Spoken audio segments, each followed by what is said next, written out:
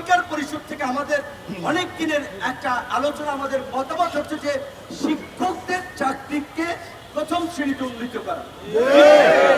দ্বিতীয়ত, আপনাদের হয়তো বিষয়টা না, অনেকে আবার বলবে, দেখেন আপনাদের ছাত্র সচিব হয়, আপনাদের ছাত্র আমলা হয়, তারা গ্রেড 1-এ বেতন পায়, কিন্তু তারা একটা চিন্তা করে না, এই যে শিক্ষকরা যে আন্দোলন করে স্বপ্রণোদিত হয়ে আন্তঃ মন্ত্রণালয় মিটিং করে যেটা আমাদের শিক্ষকরা স্যার রাস্তায় আন্দোলন করতেছে, আমরা এই দাবির পক্ষে, দেখেছেন কোন আমলা অবস্থান নিয়েছে?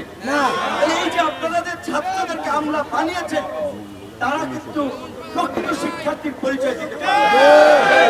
এবং আমি ব্যক্তিগতভাবে বলি, এখানে রাজনৈতিক বক্তব্য দিতে আসি নাই, একটা মানসিক পীড়া থেকে এসেছে, একটা বেদনা থেকে এসেছে।